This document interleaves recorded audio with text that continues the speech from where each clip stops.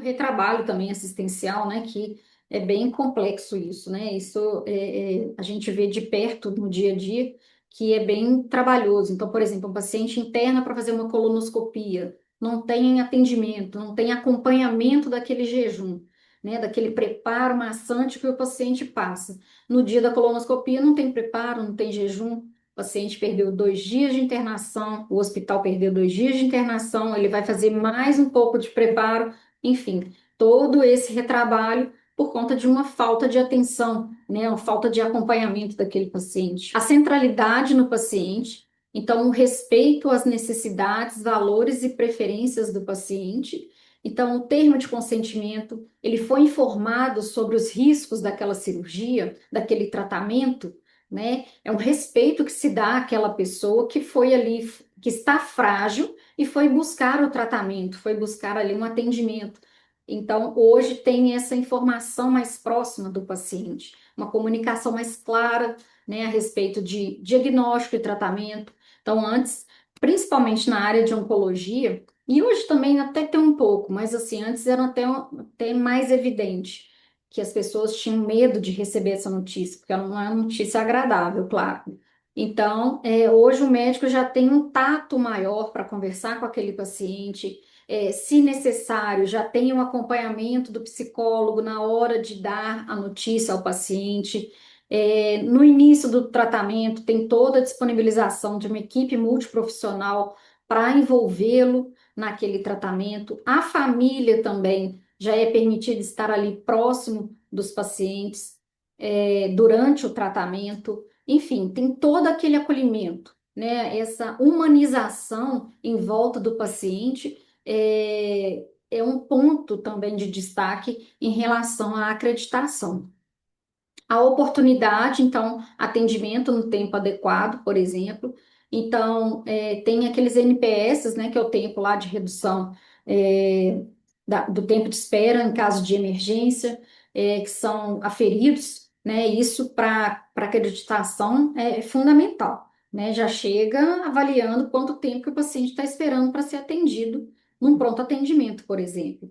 Identificação de sepse, por exemplo, como que é feito isso, quanto tempo que o paciente está esperando por um resultado do laboratório para ver, ou então um resultado de imagem, quanto tempo isso está demorando, né, para que esse paciente ele receba a medicação e o tratamento necessário para que converta essa situação, né? Então, hoje a gente vê, por exemplo, grupos em WhatsApp, enfim, que já trabalham isso. Então, por exemplo, onde, né, eu trabalho, por exemplo, eu faço parte de um grupo do pronto atendimento.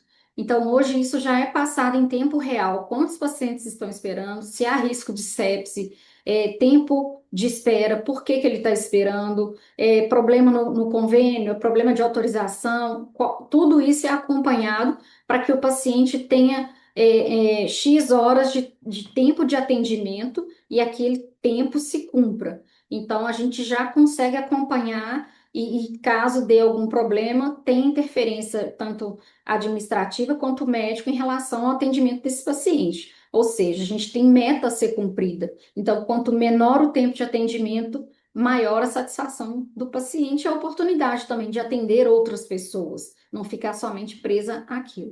A equidade, então, o tratamento de forma uniforme aos pacientes é fundamental, né? Isso a gente, em relação à discriminação, isso é uma coisa que a gente coloca que ali estão todos precisando de cuidados, né? Então, independente se é convênio, se é SUS, se é particular, independente do que for, se é um paciente com pneumonia, um paciente oncológico, todos precisam ter essa atenção, né? Esse envolvimento da equipe em torno dele. Ele merece ser tratado e ser bem atendido de qualquer forma. Ele merece ter aquilo, porque ele está frágil, é uma pessoa que está sofrendo, né? Então ali ele busca esse cuidado igualitário e faz total diferença para o paciente, né? Isso a gente sente no olhar, no agradecimento, né? Quando está ali junto ao paciente fazendo esse atendimento, né? Fazendo essa acolhimento, né? Tanto por parte administrativa quanto parte assistencial também. Aqui o impacto da qualidade eu coloquei das duas formas, tanto na ausência da qualidade quanto na presença da qualidade. Então aqui eu consigo ver que quando eu tenho a qualidade ou a acreditação presente, quando eu trabalho a qualidade para a busca desse título de acreditação, para esse reconhecimento externo daquele meu trabalho de qualidade sendo feito, sendo executado na minha instituição, eu consigo alguns impactos positivos. Por exemplo, redução de eventos adversos.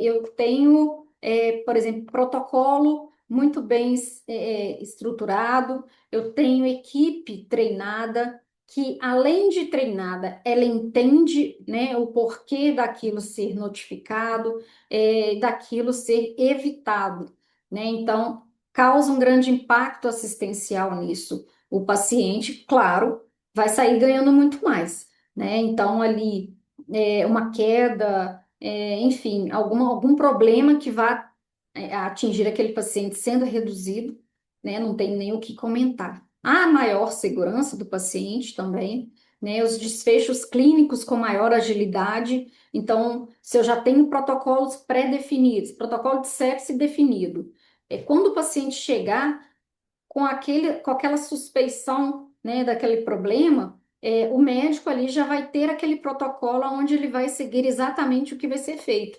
Ah, eu vou acionar laboratório, o SADT, a equipe de enfermagem vai fazer isso, aquilo, então já está tudo definido. Então eu já tenho um caminho a ser seguido, eu não preciso ficar pensando o que eu vou fazer. E isso é um ganho para o paciente, né? Já vê pessoas mais melhor preparadas, vamos dizer assim, para o atendimento ao paciente.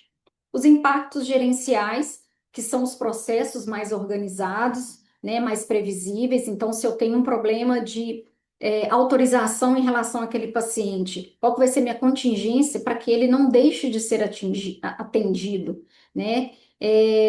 Se eu tenho um problema na recepção de um paciente que vai fazer uma cirurgia, tem um atraso ali da internação dele, eu tenho que ter uma comunicação clara.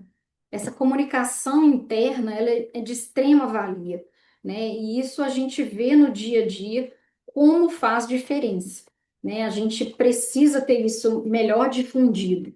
E é difícil, né? A gente sabe quanto é complicado, assim, eu posso falar de carteirinha, né? Falo que nesse tempo de experiência a gente bate na mesma tecla, gente, comunicação é tudo, comunicação clara, entendível, né? Não é apenas deixar ali algo subentendido, né? Eu ligar, não me identificar, não falar de que posto eu sou, de qual setor eu sou, do que eu estou buscando. Então, assim, deixar melhor definida essa comunicação dentro de uma instituição, tendo isso, a instituição fala com vocês, que já ganha 70% nessa melhoria, né? A comunicação, ela tem que ser muito valorizada, ela tem que ser assim bem trabalhada e é um dos fatores que mais pegam dentro de uma instituição, mais pesam, né? Vamos colocar melhor assim, porque se eu dei uma informação errada, aquilo